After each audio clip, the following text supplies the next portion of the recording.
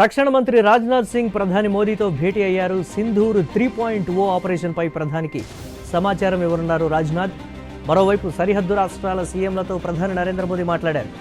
గుజరాత్, రాజస్థాన్, పంజాబ్ సీఎంలతో ప్రధాని ఫోన్లో మాట్లాడారు.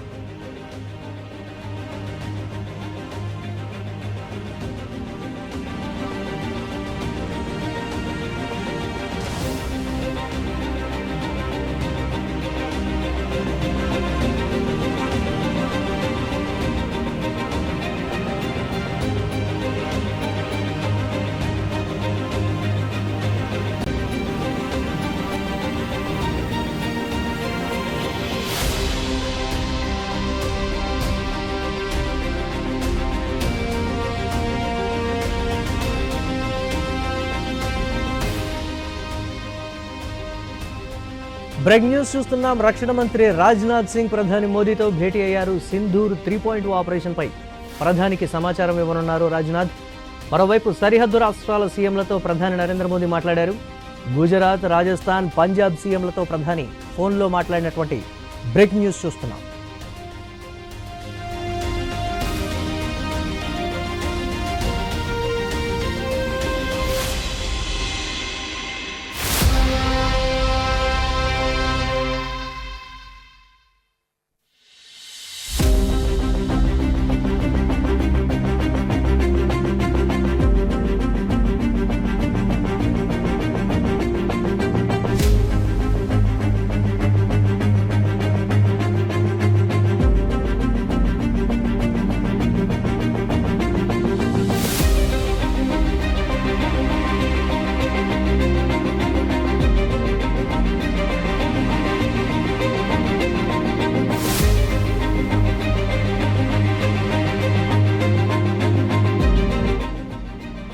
రక్షణ మంత్రి రాజ్నాథ్ సింగ్ ప్రధాని మోదీతో భేటీ అయ్యారు. సింధూర్ 3.0 ఆపరేషన్ పై ప్రధానికి సమాచారం ఇవ్వనున్నారు రాజ్నాథ్. మరోవైపు సరిహద్దు రాష్ట్రాల సీఎంలతో ప్రధాని నరేంద్ర మోదీ మాట్లాడారు.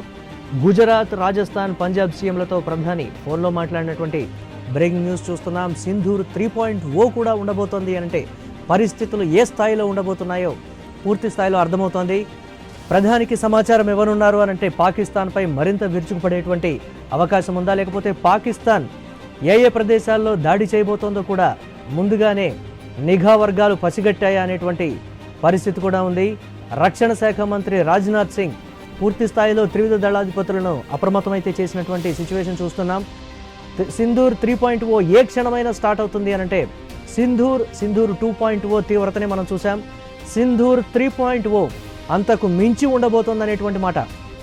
ప్రస్తుత పరిస్థితులను బట్టి చూస్తే అక్కడ ఉన్నటువంటి ఉగ్రవాదాన్నే కాదు, పాకిస్తాన్ పీచమణిచేలా భారత్ వ్యవహరించబోతోంది అనేటువంటి పరిస్థితి కూడా మనకు అర్థమవుతోంది.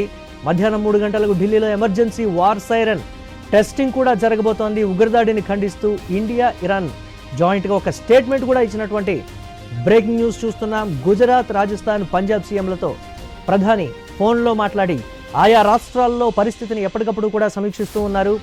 ఆయా రాష్ట్రాలకు కావాల్సినటువంటి సహాయక చర్యలు కావచ్చు, భద్రతా బలగాలు ఆయా రాష్ట్రాల్లో తీసుకుంటున్నటువంటి చర్యలు, సరిహద్దు గ్రామాల వెంట భద్రతా బలగాలు ఎలా వ్యవహరిస్తున్నాయనే దానికి సంబంధించి కూడా రాష్ట్రాల సీఎంలతో ప్రధాని మాట్లాడినటువంటి పరిస్థితి అయితే ఉంది. ఇటు హోంమంత్రి, అటు రక్షణ శాఖ మంత్రి ఢిల్లీలో వరుస భేటీలు నిర్వహిస్తున్నారు. ఎప్పటికప్పుడు కూడా అధికారుల్ని అప్రమత్తం చేస్తూ సరిహద్దు గ్రామాల్లో కావచ్చు, భారత్లో ఉన్నటువంటి మిగతా ప్రదేశాల్లో కూడా దాడులు జరగవచ్చనేటువంటి నిఘా వర్గాల సమాచారం. ఇప్పటికే స్లీపర్ సెల్స్ యాక్టివేట్ అయ్యారు అనేటువంటి ఒక మాట కూడా వినిపిస్తోంది. దీనికి సంబంధించి కూడా ఆ భేటీలో చర్చకొచ్చినట్లుగా తెలుస్తోంది. దాయాది దేశం సరిహద్దు గ్రామాల వెంటే కాదు, దేశంలో ఉన్నటువంటి కొన్ని ప్రాంతాల్లోనే కాదు, అంతర్గతంగా కూడా సమస్యలు సృష్టించవచ్చు.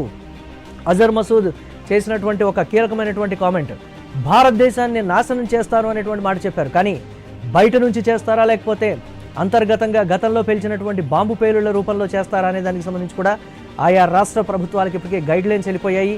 అన్ని రాష్ట్రాల్లో కూడా అధికారులు ప్రధాన నగరాలు, పట్టణాలు, అలాగే రూరల్ ఏరియాస్లో కూడా దీనికి సంబంధించి పూర్తి స్థాయి భద్రతా ఏర్పాట్లు కావచ్చు, లేకపోతే కట్టుదిట్టమైనటువంటి చర్యలు కూడా తీసుకుంటున్నారు. సరిహద్దు గ్రామాల్లో ఇళ్లలో నుంచి ఎవ్వరూ బయటికి రావద్దని ఇప్పటికే ఆదేశాలు జారీ చేసినటువంటి పరిస్థితి కూడా ఉంది.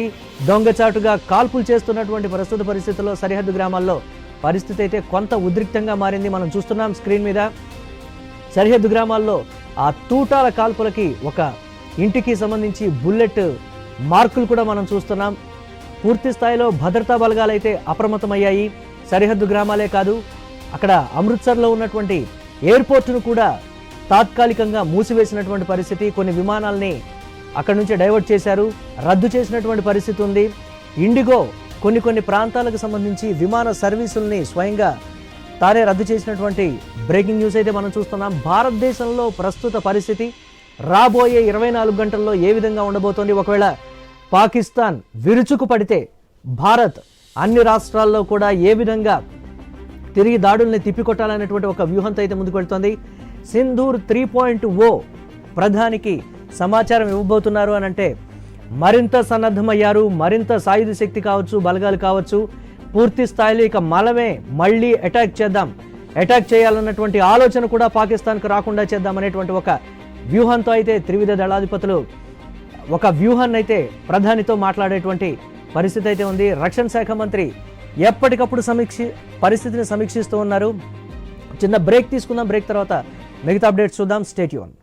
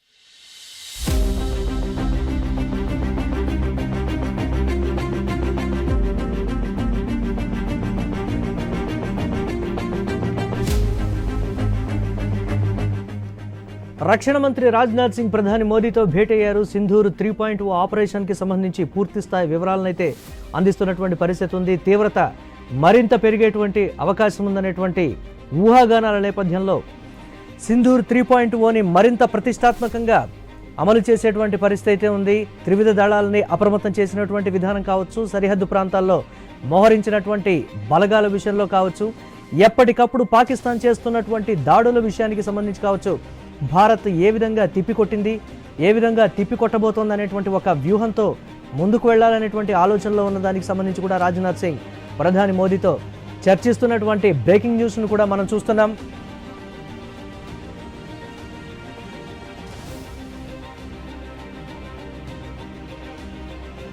రైట్, ఇక రక్షణ మంత్రి రాజ్నాథ్ సింగ్ ప్రధాని మోదీతో భేటీ అయ్యారు. సింధూర్ 3.0 ఆపరేషన్కి సంబంధించి పూర్తి వివరాలు అయితే చెప్పబోయేటువంటి పరిస్థితి ఉంది. దీనికి సంబంధించి మరిన్ని అప్డేట్స్ మా కొలీగ్ హిమబిందు లైవ్ ద్వారా అందిస్తారు. ఓటు హిమబిందు. ఎస్ మురళి, ఇప్పటికే మనం చూస్తున్నాం పాకిస్తాన్ తన కవ్వింపు చర్యలు ఎక్కడా తగ్గించుకోవడం లేదు, తన వినాశనాన్ని తానే కోరుకుంటుందా అనే విధంగా కూడా ప్రవర్తిస్తుంది. ఇప్పటికే రక్షణ మంత్రి రాజ్నాథ్ సింగ్ ప్రధాని మోదీతో కూడా భేటీ కాబోతున్నారు.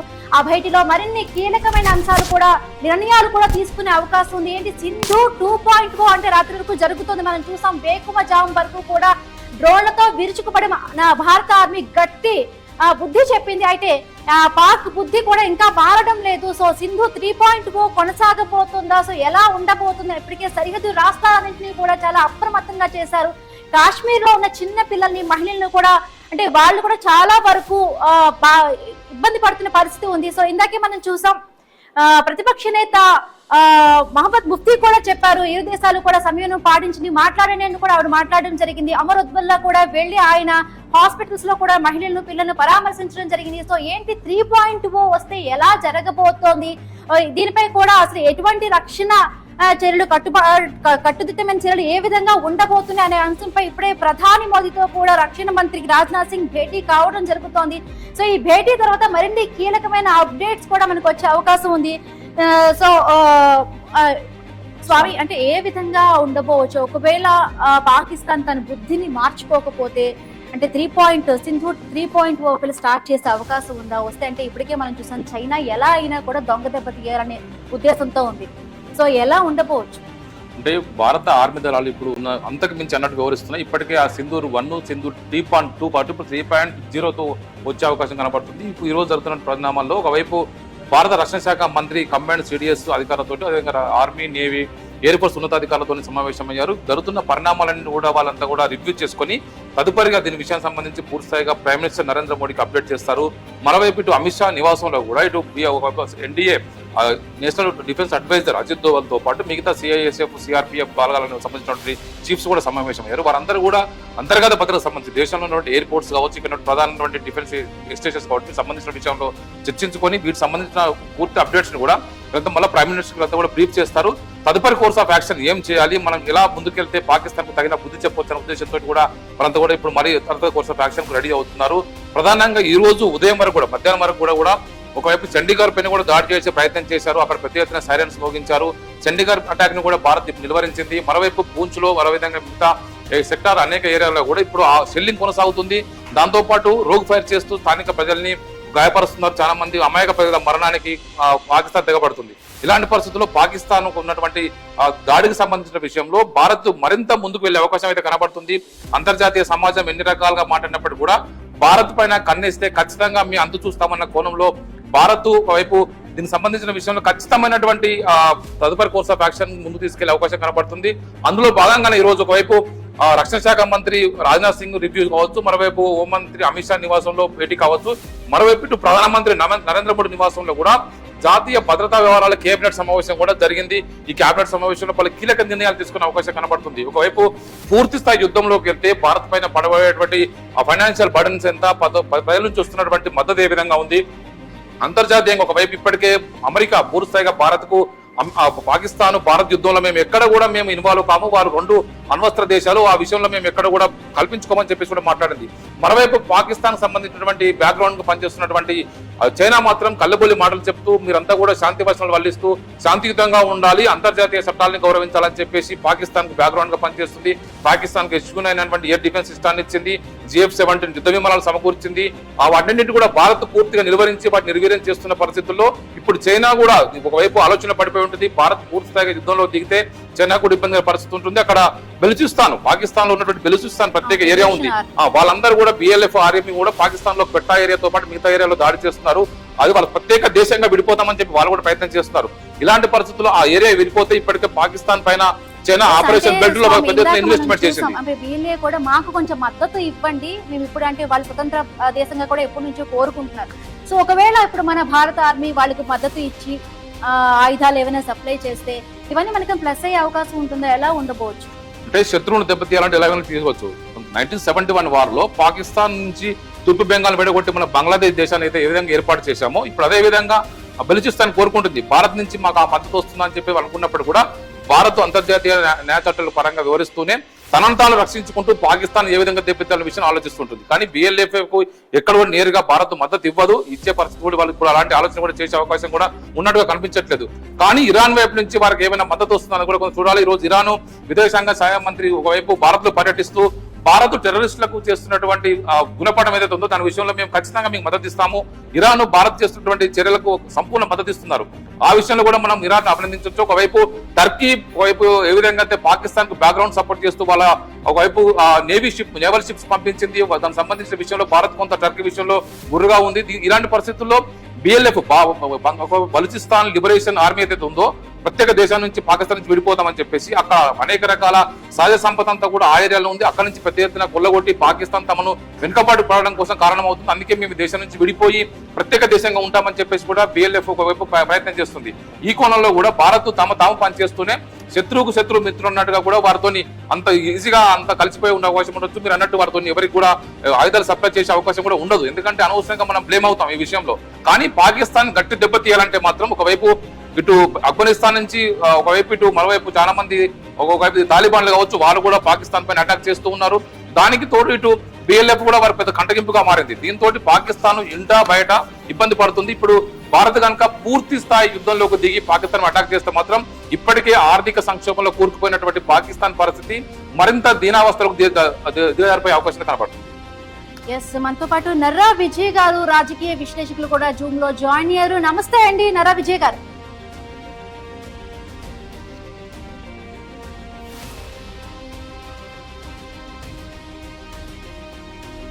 నమస్కారం, చెప్పండి.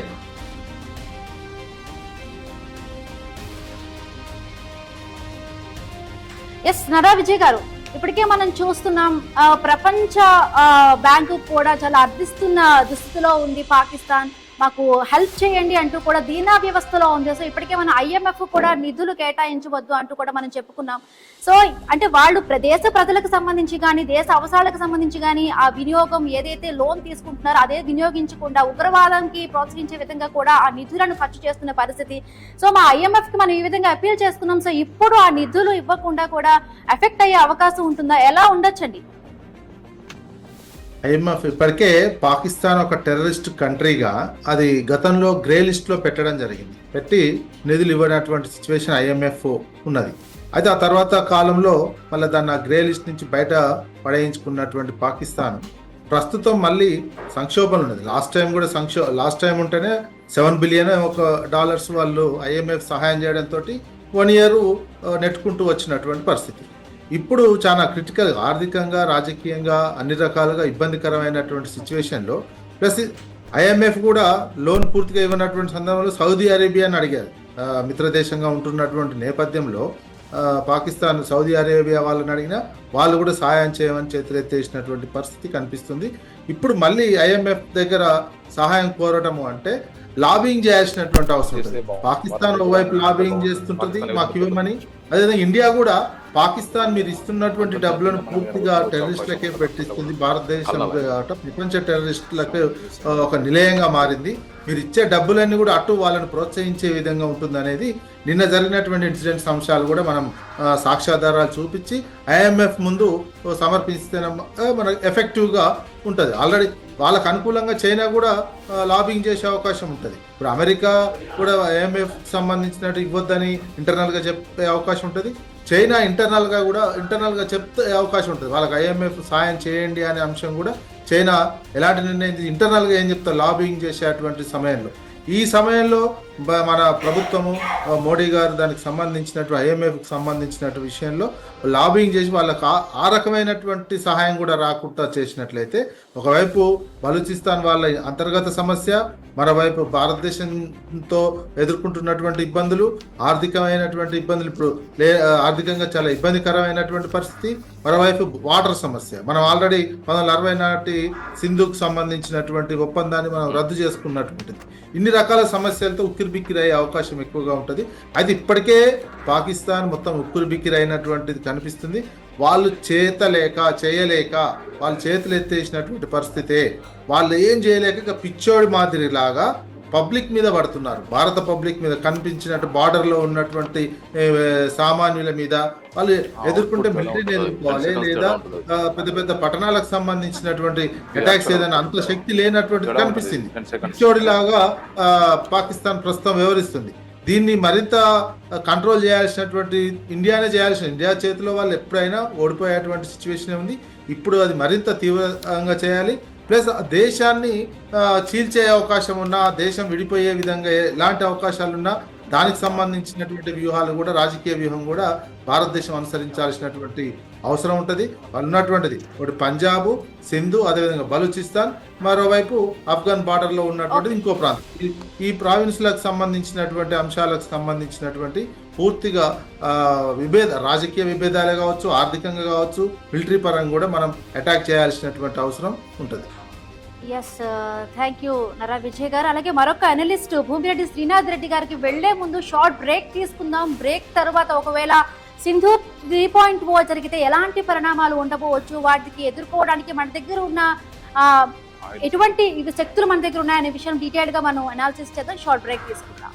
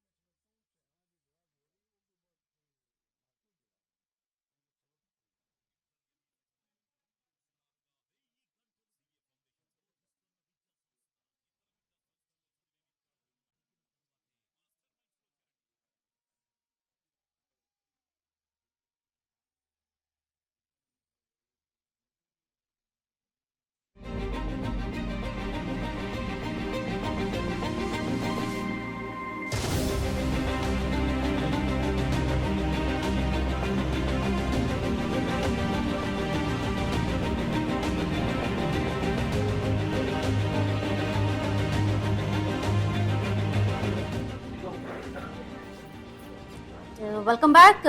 Right, Shyam Vijayasimha retired colonel గారు మనతో పాటు జాయిన్ అయ్యారు. నమస్తే అండి. రైట్, పాకిస్తాన్ ఎంత అయినా కూడా తన వక్ర బుద్ధి చూపిస్తూనే ఉంది, వెనక్కి తగ్గడం లేదు. మనం ఎంత డ్రోన్లతో విరుచుకుపడుతున్నా కూడా అసలు వెనక్కి తగ్గడం లేదు. ఏంటి పాకిస్తాన్ కి ఉన్న ధైర్యం ఎక్కడిది? అసలు ఎందుకు ఇలాంటి వక్ర బుద్ధితో ప్రవర్తిస్తోంది? పాకిస్తాన్ మంచి బుద్ధితో ఎప్పుడు ప్రవర్తించలేదు. మనం దాన్ని వక్ర బుద్ధి అనుకుంటున్నాం. వాళ్ళు ఉన్న ఒకటే బుద్ధి, అది ఒకటే బుద్ధి వాళ్ళది. వాళ్ళు వక్ర బుద్ధి అనుకున్నా, వాళ్ళు చెడ బుద్ధి అనుకున్నా, ఏదనుకున్నా అది ఒకటే బుద్ధి వాళ్ళది. మంచి బుద్ధి అట్లాంటివి లేవు. మొదటి విషయం. రెండో విషయం, వాళ్ళు ఎందుకు ఇలా రెచ్చిపోతున్నారు, ఎందుకు ఇట్లా చేస్తున్నారు అంటే, ఇప్పుడు వాళ్ళ దేశంలో వాళ్ళ ఆర్మీ చీఫ్ని అరెస్ట్ చేసే పరిస్థితి, వాళ్ళ ప్రధానమంత్రిని తప్పుకోమని చెప్పి గొడవలు చేసే పరిస్థితి, వాళ్ళ లీడర్లు ఎవరైనా రోడ్ల మీదకి వచ్చినా లేదంటే ఏదైనా చెప్పాలనుకున్నా వాళ్ళని కొట్టి చంపేసేంత కోపంతో ఉన్న పరిస్థితి. సో వాళ్ళ కోసమని, వాళ్ళకి చూపించాలని ఏదో ఒకటి చేయాలి వాళ్ళు. అందుకని ఇట్లా చేస్తున్నారు. వాళ్ళు చేస్తున్నవి కూడా అన్ని తలకు మాసిన పనులన్నీ. అంటే వాడు ఏదో మిజైల్ ఎవడో ఇచ్చాడని చెప్పి, చైనా వాళ్ళు ఇచ్చారని చెప్పి వాళ్ళు కలుస్తున్నారు. కానీ అప్పు తెచ్చుకున్న ఆయుధాలతోటి, అప్పు తెచ్చుకున్న డబ్బులతోటి ఎంతవరకు ఎవడైనా కొట్లాడగలడు. చాలా కష్టం అది. మనం చాలా ప్లాన్డ్గా, పద్ధతిగా పథకం వేసుకుని మరీ చేసిన రెస్పాన్స్ అది. వాళ్ళు ఇప్పటికైనా మించిపోయింది లేదు. అందుకనే ఇంటర్నేషనల్ ప్రెషర్ మీదకి ఎక్కువ మన వాళ్ళు కూడా శ్రద్ధ చూపిస్తున్నారు. వేరే దేశాలన్నీ పాకిస్తాన్కి చెప్పి, చూడు బాబు నువ్వు కొట్లాడద్దు, నువ్వు కూర్చుని మాట్లాడుకో, నీ వల్ల కాదు, నువ్వు కొట్లాడలేవు అని. ఈ రోజు పొద్దున కూడా యుఎన్లో వాళ్ళు డబ్బులు అడుక్కుంటున్నట్టే కదండి. వాళ్ళ దగ్గర ఏం లేవు, వాళ్ళ దగ్గర సున్నా, ఒక్క పైసా లేదు వాళ్ళ దగ్గర.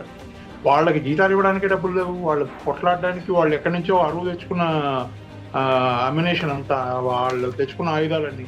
ఇప్పుడు మీరు డబ్బులు కూడా ఇవ్వకుండా అప్పు తెచ్చుకున్న ఆయుధాలు, అంత బాగా పనిచేసే ఆయుధాలు ఏ దేశమైనా ఎందుకు ఇస్తుంది? అందుకే చైనా అట్లాంటి ఆయుధాలు ఇచ్చింది. సగం పేలట్లేదు, సగం మధ్యలో పడిపోతున్నాయి. సో ఇది వాళ్ళ పరిస్థితి. ఆ మూడు మనకి వాళ్ళు అట్లా ఉద్రేకంగా ఏమైనా చేస్తే మనకేమైనా అవుతుందో? మనకి ఏమీ కాదు. మనం ఇప్పటికే చాలా స్ట్రాంగ్ పొజిషన్లో ఉన్నాం. వాళ్ళు చేస్తున్న వాటిని రోగ్ యాక్షన్ అంటారు. అంటే వాళ్ళు చేస్తున్న ఉగ్రవాద చర్య లాంటిది అది. అది పహల్గామ్లో చేసింది మన దేశంలోకి వచ్చి కాల్చేది. ఇది అక్కడి నుంచి అటువైపు నుంచి కాలుస్తున్నారు. వాళ్ళు 4-5 మిజైళ్ళు అటు ఇటు వేస్తారు. అన్ని ఇంటర్సెప్ట్ చేస్తాము, కానీ ఆ ఇంటర్సెప్ట్ చేస్తున్నప్పుడు కూడా కింద పడుతున్నవి కొలాటరల్ డ్యామేజ్ అంటారు. అంటే ఇళ్ల పైన పడుతున్నాయి. అన్ని పూర్తిగా సివిలైజ్డ్ పాపులేషన్ ఉన్న ఏరియాస్, జమ్మూ కానీ, ఉదంపూర్ కానీ, పఠాన్కోట్ కానీ అన్ని ఫుల్లీ ఆక్యుపైడ్. అన్ని చోట్ల ప్రజలు నివసిస్తున్నారు. అట్లాంటి ప్రదేశాల్లో వీళ్ళు బాంబులు వేస్తున్నారు. సివిలియన్స్ ఉన్న ప్రదేశాల్లో వీళ్ళు బాంబులు వేస్తున్నారు.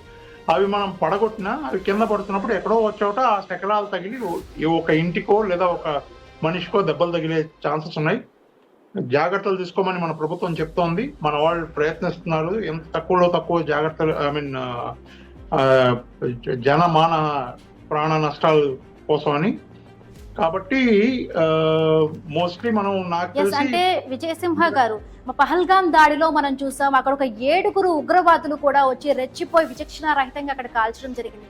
సో ఇప్పుడు వాళ్ళు మన పాక్ మనకి ఎదుర్కోలేకపోతున్నారు. సో అయినా వాళ్ళు తోక ముడవడం లేదు. వాళ్ళు స్పెషల్ గా ట్రైన్ చేసిన ఒక 30,000 మంది ఎవరైతే టెర్రరిస్టులు ఉన్నారో వాళ్ళని కూడా ఇంకా పంపితే సిచ్యువేషన్స్ వేరే ఉంటాయని ఒక ఊహాగానాలు అయితే బయట ఉన్నాయి. వాళ్ళు అదే విధంగా కూడా పంపించడానికి వాళ్ళు ఆ స్ట్రాటజీని ఫాలో అవుతారు అనేది ఒకటి బయట అయితే ఒకటి సర్క్యులేట్ అవుతుంది. నిజంగా ఒకవేళ అలా జరిగితే మన దగ్గర రక్షణ వ్యవస్థ ఎలా మన దేశాన్ని కాపాడుకోవడానికి అంత గట్టి రక్షణ వ్యవస్థ ఉంటుందా, ఎలా ఎదుర్కోగలుగుతాం? వాళ్ళు తోక ముడవట్లేదు అనే సమస్య లేదండి. వాళ్ళు ఆల్రెడీ తోక ముడిచేశారు, వాళ్ళ వల్ల కావట్లేదు. అది మొదటి విషయం. రెండో విషయం, వాళ్ళు ఇక్కడికి వచ్చి వాళ్ళు చేసిన ఉగ్రవాద చర్య సివిలియన్స్ మీద, ఆయుధాలు పట్టుకోని వాళ్ళ మీద, ట్రైనింగ్ లేని వాళ్ళ మీద, అట్లాంటి వాళ్ళ మీద వాళ్ళు చూపించారు. వాళ్ళు ఏదో పర్యాటకులు, వాళ్ళ పాటికి వాళ్ళు దేశం చూడడానికి వచ్చారు, వాళ్ళని చంపేశారు. ఇప్పుడు వాళ్ళు 30,000 కాదు 3 లక్షల మందిని తీసుకొచ్చిన బార్డర్ దాటి లోపలికి రావడమే గగనం. ఎందుకంటే ఇప్పుడు వాళ్ళు ఎదుర్కొనేది సైన్యాన్ని, భారత సైన్యాన్ని. మా తమాషా కాదు అది. భారత సైన్యాన్ని ఎదుర్కోవడం అంటే పెద్ద పెద్ద దేశాలే ఆలోచిస్తాయి 2-3 సార్లు భారతదేశంతో కొట్లాడదామని. చైనా ఇప్పుడు ఆలోచిస్తోంది భారతదేశంకి ఎదురు వెళ్దామా వద్దా అని. కాబట్టి అంత సులువు కాదు. ఎట్లా ఉంటుంది అంటే చెప్తున్నా కదండి, పాకిస్తాన్ నేలమట్టం అయిపోయే పరిస్థితి తెచ్చుకుంటున్నారు వాళ్ళు. ఇది ఎక్కువ రోజులు ఇట్లా కనుక వాళ్ళు ఇంకా కొంచెం ముందుకు వెళ్ళాలని ప్రయత్నిస్తే ఎక్కువ రోజులు పాకిస్తాన్ ప్రపంచ మ్యాప్ లో ఉంటుందని నేను అనుకుంటున్నాను. నాకు లేదు, నాకు అడిగలే, నాకు లేదు, గుర్తుంది. రైట్, భూమిరెడ్డి శ్రీనాథ్ రెడ్డి గారు కూడా జాయిన్ అయ్యారు, మనతో పాటు జూమ్ లో ఉన్నారు. నమస్తే అండి. నమస్తే మేడం. రైట్, ఒకవేళ ఇప్పటికే రాజ్నాథ్ సింగ్ ప్రధాని మోదీతో కూడా భేటీ కాబోతున్నారు, అత్యవసర కీలకమైన సమావేశం కూడా జరగబోతోంది. ఒకవేళ సింధూర్ 3.0 గనక జరిగితే ఎట్లా ఉండబోతుందండి పరిస్థితి, ఎలా ఉండబోవచ్చు?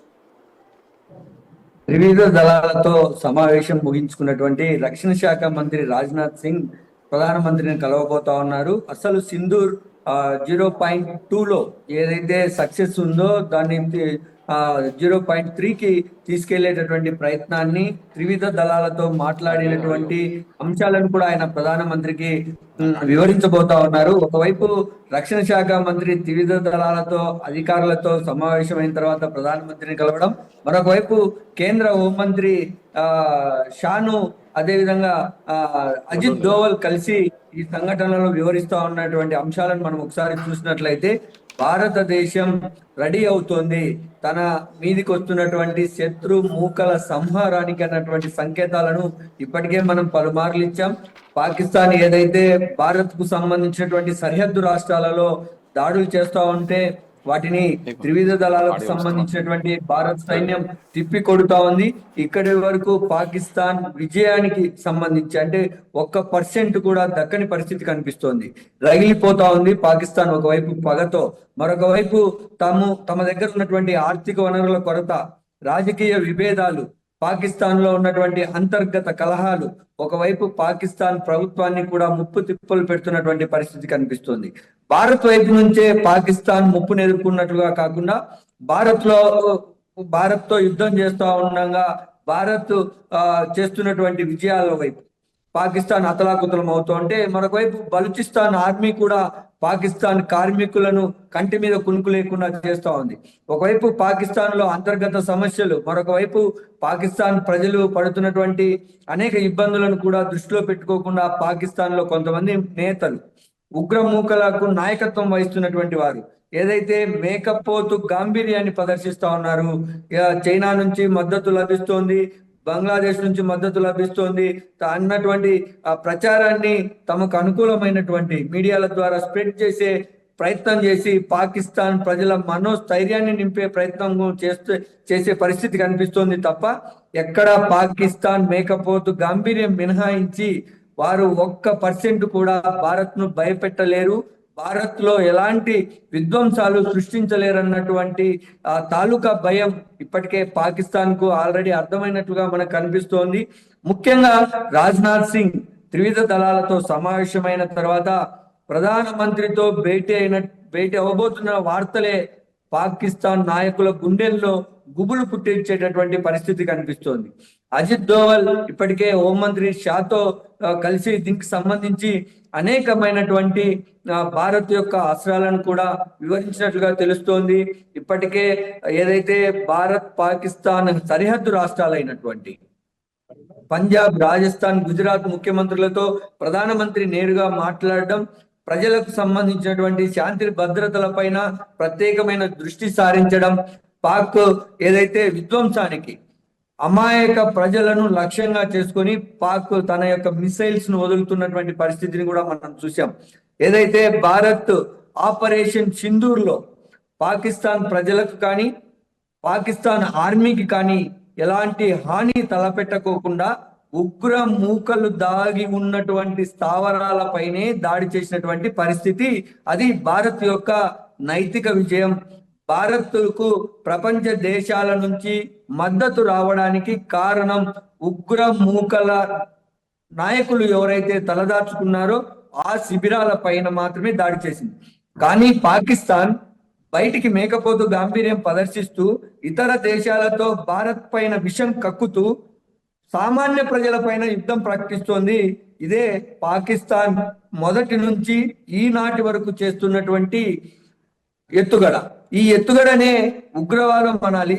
ఈ ఉగ్రవాదం ముసుగులో పాకిస్తాన్ ప్రపంచ దేశాల చెంత మొకరిల్లి భారత్ పైన విద్వేషం ఒకవైపు రెచ్చగొడుతూనే మరొక వైపు భారత్ లోని ప్రజల పైన విచక్షణ రహితంగా కాల్పులకు తెరవబడుతోంది. భారత సైన్యం వాటిని. శ్రీనాథ్ గారు మీరు అలానే లైన్ లో ఉండండి. మహారాష్ట్ర సీఎం మీడియాతో మాట్లాడుతున్నారు. ఇప్పుడు ఆ లైవ్ చూద్దాం. सर्व्हिस हे आपण उपलब्ध करून देऊ जेणेकरून मेट्रोनेच एअरपोर्टवर लोकांना जाता येईल अशा प्रकारचा आपला प्रयत्न या ठिकाणी असणार आहे. मुंबईतल्या इतर मेट्रोही अत्यंत वेगाने पूर्ण करण्याचं काम आपण करतो आहोत.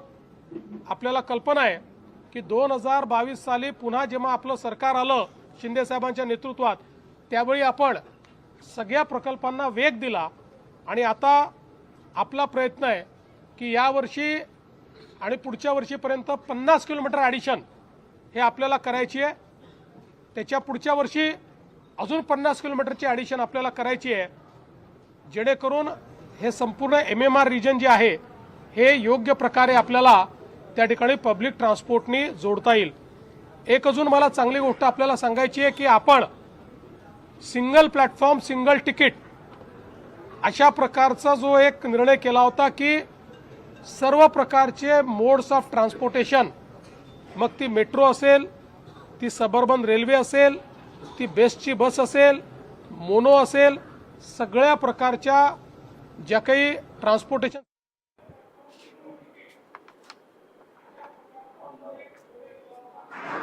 ఎస్ విజయసింహ గారు ఉన్నారు లైన్ లో. స్వామి కంటిన్యూ. విజయసింహ గారు, ఒకవైపు పాకిస్తాన్ కనుక ఇప్పుడున్న పరిస్థితుల్లో వెనక్కి తగ్గకపోతే తలెత్తే పరిస్థితులు ఏ విధంగా ఉంటాయి? అంతర్జాతీయ సమాజం వారికి మద్దతు ఇస్తుందా? అంతర్జాతీయ సమాజం మద్దతు ఇవ్వదండి. ఇప్పుడు ప్రస్తుతానికి మనం చూస్తున్నప్పుడే మనకు తెలిసే ఎవడు మద్దతు ఇవ్వట్లేదు. ఏదో చైనా ఆయుధాలు ఇస్తోంది అంతే. టర్కీ ఏదో చెప్తోంది నేను చేస్తానని. టర్కీ కూడా మనం కన్సిడర్ చేయాల్సిన అవసరం లేదంటే వాళ్ళు పెద్ద ఏదో గొప్ప దేశం కాదు. మీరు ఒకటి ఆలోచించాలి, ఎప్పుడైనా పాకిస్తాన్ గొడవ, పాకిస్తాన్ కొట్లాట వేరే వాడు ఎందుకు కొట్లాడతాడు? వేరే దేశం వాడు ఎందుకు కొట్లాడతాడు? వాడి ప్రజలు లేరా? వాడి సమస్యలు లేవా? చైనా సమస్యలు లేవా? ఒక్క టిక్ టాక్ ఆపేస్తేనే చైనా కాళ్ళ బేరానికి వచ్చింది మన దగ్గరికి. అట్లాంటిది ఇప్పుడు వాళ్ళు మనతో యుద్ధం చేయాలనుకుంటే వాళ్ళ ఆర్థిక వ్యవస్థ ఎంత దెబ్బతింటుంది? భారతదేశం అంత తక్కువ అంచనా వేసుకుని చాలా తేలిగ్గా తీసుకునేంత ఇందులో లేదు అది. కాబట్టి అది ఎవరు పాకిస్తాన్ వైపు కొట్లాడరు. వాళ్ళు ఓకే చెప్తున్నారు మేము మద్దతు ఇస్తామంటారు. ఎప్పుడు మద్దతు ఇస్తారు?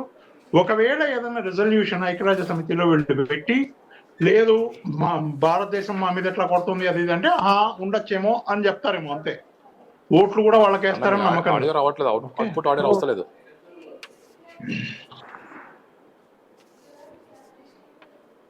వినపడట్లేదండి? హలో, మాట్లాడండి విజయసింహ గారు, మాట్లాడండి. అదే మీ ఇప్పటి వరకు వినపడదా? ఇది నేను చెప్పింది.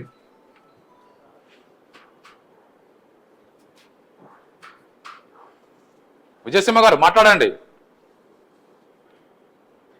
అదేనండి, అంటే ఏ దేశమైనా పాకిస్తాన్కి మద్దతు ఇవ్వదు.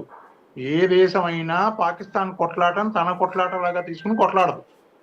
అది నేను చెప్పాలనుకుంది. ఏంటంటే చైనా కానీ టర్కీ కానీ వాళ్ళు మాట సాయం చేస్తారు, అంతేగాని వాళ్ళు వీళ్ళ తరఫున వాళ్ళు కొట్లాడరు, అట్లాంటివన్నీ జరగవు. విజయసింహ గారు, ఇంకొక విషయం చెప్పండి. ఒకవైపు పాకిస్తాన్ కు భారత్ ఎదుర్కొనే అంత ఆయుధ సంపత్తి ఉందా? ఒకవైపు భారత్ తో పోల్చుకుంటే నక్కకు నాగలోకానికి ఉన్నంత వ్యత్యాసం ఉంది కదా పాకిస్తాన్ కు భారత్ విషయంలో వస్తే. అవును, భారతదేశానికి పాకిస్తాన్కి సంబంధమే లేదు, అసలు పోలిక లేదు. కానీ ఆయుధాలు వాళ్ళ దగ్గర కూడా ఉన్నాయి, వాళ్ళ దగ్గర కూడా బాగానే ఆయుధాలు ఉన్నాయి. మన దగ్గర ఉన్నంత ఉన్నాయని నేను చెప్పను, మన దగ్గర వాళ్ళకంటే ఎక్కువే ఉన్నాయి. ఆయుధాలు ఉండడం గొప్ప విషయం కాదు. కత్తి దానికే అదే వెళ్ళి ఎవరికో వేరే వాడు గుచ్చుకోదు, అది దాన్ని తిప్పేవాడి మీద ఉంటుంది. అది తుపాకీ దానికే అదే పేలి వేరే వాడికి వెళ్ళి ఆ బుల్లెట్ గుచ్చుకోదు. అది ఆ తుపాకీని పట్టుకుని కాల్చేవాడి దమ్ము మీద ఉంటుంది. అది వాడి గురి, వాడి దమ్ము, వాడు ఆలోచించే పద్ధతి మీద ఉంటుంది. అవి రెండు అట్లాంటి యోచన, అట్లాంటి శక్తి, అట్లాంటి ధైర్యం, అట్లాంటి దమ్ము ఉన్నవాళ్ళు పాకిస్తాన్ సైన్యంలో ఎవరు లేడు. అందుకనే పాకిస్తాన్ మన ముందు ఎక్కడా నిలబడలేదు. మన దగ్గర మన జవాన్ నుంచి జనరల్ దాకా అందరూ బుల్లెట్ ఎదురెళ్లే రకాలు. కాబట్టి మనతో వాళ్ళు పోలికను మనం పోల్చకూడదు, అసలు మనం వాళ్ళతో పోల్చుకోకూడదు. Thank you sir. ఒక స్మాల్ బ్రేక్ తీసుకున్న తర్వాత మళ్ళీ చర్చను కొనసాగిద్దాం.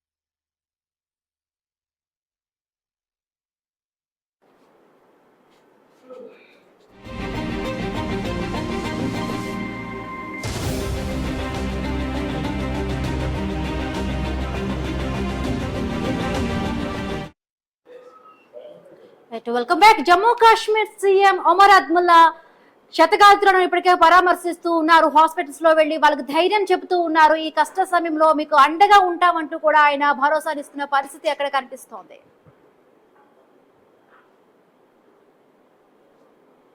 से जो सिविलियंस को निशाना बनाने की कोशिश की गई, जिस तरह जम्मू शहर पे उन्होंने ड्रोन का हमला किया, मुझे नहीं लगता है कि 71 वॉर के बाद कभी इस तरह जम्मू शहर को निशाना बनाया गया हो. लेकिन हमारे डिफेंस फोर्सेस, उनको ये क्रेडिट जाता है कि उन्होंने ये सारे ड्रोन जो हैं उनको नाकामयाब किए और उनमें से एक भी ड्रोन जो है निशाने पे नहीं पहुंच पाई. हालांकि उन्होंने जम्मू में कई सारे इलाके, यहाँ तक कि खबर ये आई है कि कश्मीर में भी अनंतनाग में जो एम्यूनिशन डिपो है उसको भी टारगेट करने की कोशिश की, लेकिन उसमें भी वो नाकामयाब रहे. मैंने पहले दिन बात करते हुए ये कहा था कि लेकिन अब ये हालात हमने नहीं बनाए. पहलगाम में हमारे लोगों के ऊपर हमला हुआ, बेगुनाह लोगों की कत्ल की गई, उसका हमें जवाब देना पड़ा. लेकिन ये जो अब लगातार इसको बढ़ाने का सिलसिला जो पाकिस्तान के तरफ से हो रहा है, इसमें ना पाकिस्तान को कोई फ़ायदा है ना उनकी कोई कामयाबी होगी. बेहतर यही होगा कि वो अपनी बंदूकें खामोश करें और यहाँ पे हालात जो हैं वो दोबारा साजगार हों। कैजुअल्टीज़ भी सबसे ज़्यादा पुंछ से हुई हैं, इंजरीज़ भी सबसे ज़्यादा पुंछ से हुई हैं। अभी जहाँ मैं जम्मू अस्पताल में था तो सारे जो ज़ख्मी वहाँ अस्पताल में हैं वो सारे पुंछ से हैं। एक जो बहुत ही ज़्यादा सीरियसली इंजर्ड थे उनको पीजीआई चंडीगढ़ शिफ्ट करके आज सुबह उनकी वहाँ सर्जरी हुई। सबसे बड़ी बात तो यही कि उनके तरफ से जो सिविलियंस को निशाना बनाने की कोशिश की गई, जिस तरह जम्मू शहर पे उन्होंने ड्रोन का हमला किया, मुझे नहीं लगता है कि 71 वॉर के बाद कभी इस तरह जम्मू शहर को निशाना बनाया गया हो। लेकिन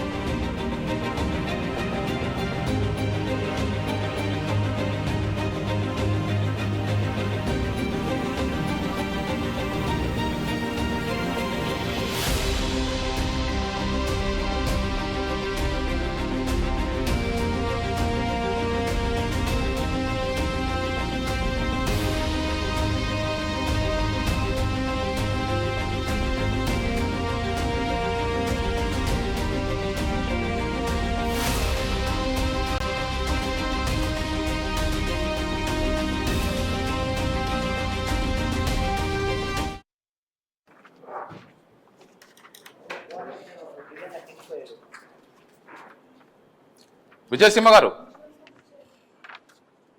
చెప్పండి. ఇప్పుడున్న పరిస్థితుల్లో భారత ప్రజల నుంచి పాకిస్తాన్ ఆక్యుపైడ్ కాశ్మీర్ ని ఒకవైపు ఆక్యుపై చేసుకోవాలని చెప్పేసి భారత ప్రభుత్వం పైన ఒత్తిడి పెరుగుతుంది కదా, అది ఇప్పుడు సాధ్యమయ్యే అవకాశం ఉంటుందా ఇప్పుడున్న పరిస్థితుల్లో? అది ఫార్ ఫెచ్డ్ ఐడియా అండి. అంటే మన భారత ప్రజలు అనుకుంటున్నారు పిఓకేని తీసుకోవాలి అని చెప్పి స్ట్రాటజిక్ డెసిషన్ సడన్ గా గవర్నమెంట్ తీసుకోదు. పిఓకేని తీసుకోవాలంటే మన శత్రు దేశం మీదకి నిజంగా యుద్ధం ప్రకటించి మనం గనక ముందుకెళ్తే పిఓకే ఏంటి పాకిస్తాన్ తీసుకునే సత్తా కూడా మనకుంది. కానీ ఇప్పుడు తీసుకుని దాని తర్వాత ఏంటి, మనం మన బలంతో, మన శక్తితోటి, మన ఆయుధాలతోటి మనం యుద్ధం చేసే దాన్ని వెనక్కి తీసుకుంటే దాని తర్వాత ఏంటి అనేది ఆలోచిస్తుంది ప్రభుత్వం. ఈ నిర్ణయం అంత సులువుగా తీసుకునేది కాదు. కాబట్టి ఆ నిర్ణయాన్ని ఎవరు తీసుకుంటున్నారో వాళ్ళకి ఆ నిర్ణయం ఆలోచించే అవకాశాన్ని మనం ఇచ్చి, మనం గమ్ము నుండి ఆ యూఫోరియా అంటారు కదా, మనలో ఉన్న ఉద్రేక భావాన్ని డెసిషన్ మేకర్స్ లో కూడా రానియకుండా కామ్గా ఉండడము, వాళ్ళు హాయిగా కూర్చుని వాళ్ళు ఆలోచించడం మనం చేయగలిగిన ఒక గొప్ప విషయం నాకు తెలిసి. పిఓకేని తీసుకుంటారా తీసుకోరా అదంతా తర్వాత ప్రశ్న. ముందైతే అటువైపు ఇటువైపు ఆ తుపాకులు అవి ఆగి నెగోసియేషన్స్ అంటే కూర్చుని మాట్లాడుకుని, ఇప్పుడు ప్రస్తుతానికి శాంతి గురించి మాట్లాడుకుని వాళ్ళ తప్పు వాళ్ళు తెలుసుకుని వాళ్ళు గమ్మునుండడం మనకు చాలా ముఖ్యమైన విషయం. అంటే మరోవైపు పాకిస్తాన్ ప్రైమ్ మినిస్టర్ ఒక షహబాజ్ ఖాన్ బంకర్ లోకి వెళ్ళిపోవడం, పాకిస్తాన్ ఆర్మీ చీఫ్ ఇంతవరకు ఆచూకలేకపోవడం చూస్తుంటే పాకిస్తాన్ ఆర్మీ అంతా కూడా అక్కడ పొలిటికల్ వ్యవస్థ పైన పైచేయి సాధించి ఇప్పటికిప్పుడు యుద్ధాన్ని ముగింపనిచ్చే అవకాశం ఇస్తుందా? అసలు వాళ్ళు వెళ్ళిపోయారు అన్నదే వాళ్ళకి తలకాయ నొప్పి. వాళ్ళు ఎక్కడికి వెళ్ళిపోయారు, వాళ్ళు ఆలోచించి డెసిషన్లు తీసుకునే వాళ్ళు ఎక్కడికి వెళ్ళిపోయారు. ఎవడి పాటికి వాడు ఉన్నాడు అక్కడ. ఏ డివిజన్ కి చెందినవాడు ఆ డివిజన్ లో, ఏ డిపార్ట్మెంట్ కి చెందినవాడు ఆ డిపార్ట్మెంట్ లో ఉన్నాడు. ఎవడు అందరూ కలిసి కూర్చుని ఒక నిర్ణయానికి వస్తున్నట్టుగా అనిపించలేదు అక్కడ. ఇప్పుడు వాళ్ళ దగ్గర వేరే, మీరు అన్నట్టుగా వాళ్ళు ఒప్పుకుంటారా అంటే వాళ్ళ దగ్గర ఇంకా వేరే అవకాశం ఏముందండి, వేరే వికల్పం ఏముంది? వాళ్ళు మన మీదకి గనక తెగించి ఇంకా యుద్ధం చేసే పద్ధతిలోనే గనక వస్తే ఈసారి పాకిస్తాన్ మనం ఆక్రమించేసుకోవచ్చు. మన వాళ్ళు లోపలికి వెళ్ళిపోతే కరాచీ బాంబ్డ్, లాహోర్ మన దగ్గరలోనే ఉంది, బహావల్పూర్ లో ఉన్న వాళ్ళ శిబిరాలని మనం కూల్చేసాము. ఇంకా పాకిస్తాన్ లో తలదాచుకోవడానికి ఎక్కడ ఉంది వాళ్ళ దగ్గర ప్లేస్, వాళ్ళ దగ్గర ఉన్న స్థలం ఏది? ఇంకా వాళ్ళు మర్యాదగా మన దగ్గరికి వచ్చి తప్పైపోయింది, ఇంకొకసారి ఇలా జరగదు, ఉన్న ఉగ్రవాద శిబిరాలన్నింటినీ మేము తీసేస్తాము, కలిసి శాంతియుతంగా బతుకుదాము అని చెప్పడం తప్ప వాళ్ళ దగ్గర ఇంకొక వికల్పం ఏది, ఇంకొక ఆప్షన్ లేదు వాళ్ళ దగ్గర. ప్రపంచం మొత్తం అదే చెప్తోంది. అందరూ భారతదేశం వైపు నిలబడి అదే చెప్తున్నారు, ఒక 2-3 దేశాలు తప్ప. కాబట్టి వాళ్ళు కొంచెం తెలివిగా ఆలోచించినా వాళ్ళు చేయాల్సిన మొట్టమొదటి పని ఇదే. ఒకవేళ కాదు కూడదు పంతం మేము పౌరుషంతో ముందుకెళ్తాం, మేము కొట్లాడతాం, అది ఇది అని అనుకుంటే ఈసారి పాకిస్తాన్ పూర్తిగా నేలమట్టం అయిపోతుంది. వాళ్ళ దేశం 3, 4, 5, 10 ఎన్నో ముక్కలుగా తయారవుతుంది అనేది ఖరాఖండిగా ఎవరైనా చెప్పగలిగిన విషయం. అంటే విజయసింహ గారు మీరు చెప్పండి, మీకున్న అనుభవంతో ఒకవైపు పాకిస్తాన్ లో అంతర్గతంగా బలూచిస్తాన్ లిబరేషన్ ఆర్మీ పెద్ద ఎత్తున కూడా ఇంటర్నల్ గా పోర్ చేస్తుంది. ఇటు ఆఫ్ఘనిస్తాన్ వైపు నుంచి తాలిబాన్లు కూడా అటాక్ చేసే అవకాశం కనబడుతుంది. ఒకవైపు భారత్ మద్దతుగా వీళ్ళంతా కూడా కలిసి వస్తే పాకిస్తాన్ వీళ్ళందరినీ ఒకేసారి అన్ని వైపుల నుంచి ఎదుర్కొనే శక్తి సామర్థ్యాలు పాకిస్తాన్కు ఉన్నాయా? లేవు. వాళ్ళకి అన్ని వైపులు కాదు, ఒక వైపు నుంచి కూడా ఎదుర్కొనే సామర్థ్యం లేదు. బలూచిస్తాన్తో వాళ్ళు ఓడిపోతున్నారు, వాళ్ళ వల్ల కావట్లేదు. తాలిబాన్తో అసలు వాళ్ళు కొట్లాడారు, వాళ్ళు అసలు అది అవుట్ ఆఫ్ క్వశ్చన్. వాళ్ళు చాలా బలవంతులు వీళ్ళకంటే. భారతదేశంతో వీళ్ళు అసలు మనం చూడడం కూడా చూడకూడదు వాళ్ళని, ఆ స్థాయి వాళ్ళది. ఇంక వాళ్ళు ఎవరితో కొట్లాడగలరండి? వాళ్ళలో వాళ్ళు కొట్లాడుకోవచ్చు, వాళ్ళల్లో వాళ్ళు కొట్లాడుకొని చచ్చిపోవచ్చు, అంతే. అదే చేస్తున్నారు వాళ్ళు. వాళ్ళలో వాళ్ళ గ్రూపుల్లో వాళ్ళే కొట్టుకుంటున్నారు. అంటే పాకిస్తాన్ ఒకవైపు భారత్ తో ఒకవైపు పోరాడుతుంటే పాకిస్తాన్ లో అంతర్గతంగా పొలిటికల్ పార్టీస్ కూడా ఒకవైపు ఇమ్రాన్ ఖాన్ పార్టీ, తెహ్రీక్ ఇన్సాఫ్ పార్టీ అవుతుందో అది పాకిస్తాన్ ప్రభుత్వానికి వ్యతిరేకంగా ఒకవైపు యుద్ధం జరుగుతున్న పరిస్థితుల్లోనే రోడ్ల మీదకి వచ్చి ప్రభుత్వానికి వ్యతిరేకంగా ఒకవైపు వాళ్ళు ఆందోళనలు చేస్తున్నారు కదా. ఇలాంటి పరిస్థితుల్లో పాకిస్తాన్ లో పొలిటికల్ స్టెబిలిటీ లేనిది యుద్ధ ముగింపు జరుగుతుందా? పొలిటికల్ స్టెబిలిటీ ప్రజలే తీసుకురావాలి. వాళ్ళ ప్రజలు కూడా యుద్ధం కావాలని అనుకోవట్లేదు. వాళ్ళ ప్రజలు కూడా చెప్తున్నారు పాకిస్తాన్, మీరు కొన్ని వాళ్ళ ప్రజల స్టేట్మెంట్లు లేదంటే వాళ్ళ ఇంటర్వ్యూలు వింటే మీకు తెలుస్తుంది. వాళ్ళు ఏమంటారంటే, ఎందుకు కొట్లాడుతున్నారు మీరు, మనకి ఇక్కడ తిండి లేదు. వాళ్ళకి తిండి లేదు, తినడానికి డబ్బులు లేవు వాళ్ళ దగ్గర, పెట్రోల్ పోసుకోవడానికి డబ్బులు లేవు, నీళ్లు లేవు వాళ్ళ దగ్గర, ఏమీ లేవు. నువ్వు ప్రజలకు ఇవన్నీ చూడకుండా నువ్వు అక్కడెక్కడో కొట్లాడుతా అంటున్నావు, ఎందుకు కొట్లాడుతున్నావు అని ప్రజలు అడుగుతున్నారు. కాబట్టి ఏమవుతుందంటే ఇది తిరుగుబాటులాగా తయారవుతుంది. తిరుగుబాటులాగా తయారై ప్రజలు వాళ్ళకి నచ్చిన నాయకుడిని ఒకరిని తీసుకొస్తారు, ఆ నాయకుడు మనతో పీస్ మాట్లాడతాడు అని ఒక స్ట్రాంగ్ వేవ్, అదే ఒక చాలా గట్టి ఇది ఊహాగానం జరుగుతోంది. లైన్ లో ఉండండి, చిన్న షార్ట్ బ్రేక్ తీసుకుందాం. బ్రేక్ తర్వాత మరిన్ని అప్డేట్స్ కొనసాగుతాయి.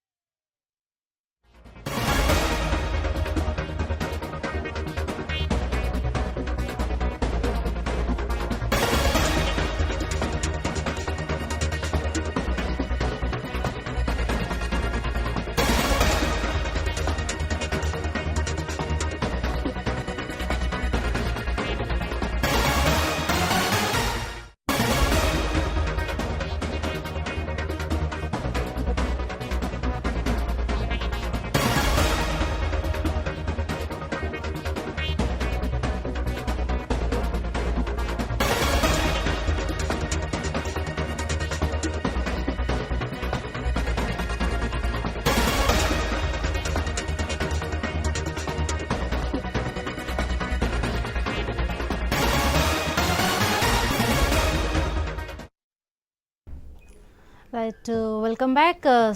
రైట్, ప్రపంచ దేశాలన్నీ కూడా ఇప్పటికే చూస్తూ ఉన్నాయి అసలు భారత్ పాకిస్తాన్ మధ్య ఏం జరగబోతోంది, ఒకవేళ 3.0 కంటిన్యూ అయ్యే అవకాశాలు ఉన్నాయా అనే దిశగా కూడా ప్రపంచ దేశాలన్నీ ఉన్నాయి. ఇప్పటికే పాకిస్తాన్ కూడా ప్రపంచ బ్యాంకుని రుణం అడుగుతున్న పరిస్థితి. సో ఈ సిచ్యువేషన్స్లో అంటే ప్రపంచ దేశాల్లో అంటే పాకిస్తాన్కి రుణం ఇచ్చే అవకాశం ఉందా, ముందుకొచ్చి సహాయం చేసే దిశగా కూడా ప్రపంచ దేశాలు ఏమైనా ముందుకు వస్తాయా, ఎట్లా ఉండబోవచ్చు?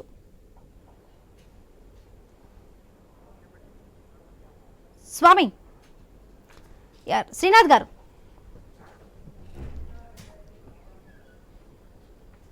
ఎస్ స్వామి గారు.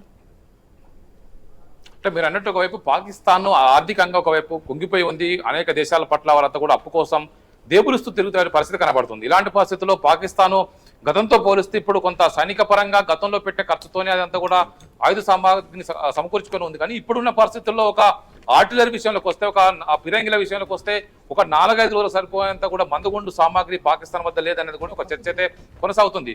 మొత్తానికైతే భారత్ తోటి ఫుల్ ఫ్లెడ్జ్ యుద్ధానికైతే పాకిస్తాన్ గా దిగితే కనుక పాకిస్తాన్ పూర్తిగా సర్వనాశనం అయిపోవడం ఖాయమని చెప్పి చర్చ బయట కొనసాగుతుంది. ఇప్పటికే లాహోర్నుతో పాటు మరోవైపు ఇటు కరాచీ, ఇస్లామాబాద్ లాంటి కీలక ప్రాంతాలను భారత్ ఇప్పటికే టార్గెట్ చేసి ఉంది. పాకిస్తాన్ లో పొలిటికల్ స్టెబిలిటీ కూడా ఇంకా లేదు. అక్కడ ఉన్నటువంటి ప్రైమ్ మినిస్టర్ షహబాజ్ ఖాన్ ఒకవైపు బంకర్ లో దాక్కున్నారు, అక్కడ ఆర్మీ చీఫ్ బయటకు వెళ్ళిపోయారు. ఒకవైపు ప్రతిసారి కూడా పొలిటికల్ వ్యవస్థ పైన అక్కడ మిలిటరీ వ్యవస్థ పైచేయి సాధించి గతంలో ఒకవైపు ఆయుబ్ ఖాన్ కావచ్చు, ముషరఫ్ కావచ్చు, ఒకవైపు అనేక సందర్భాల్లో కూడా పాకిస్తాన్ లో ఈ భారత్ తోటి యుద్ధాలకు కారణమైనటువంటి ఈ పాకిస్తాన్ జనరల్సే పాలనలోనే ఇలాంటి జరిగాయి. ఈసారి కూడా పాకిస్తాన్ లో ఒకవైపు ఇమ్రాన్ ఖాన్ జైల్లో పెట్టడం, అక్కడ ఉన్నటువంటి మిగతా రాజకీయ పక్షాలు ఇప్పుడు అధికార పార్టీకి కలిసి రాకపోవడం కూడా పాకిస్తాన్ లో పొలిటికల్ ఇన్స్టెబిలిటీ కారణం అవుతుంది.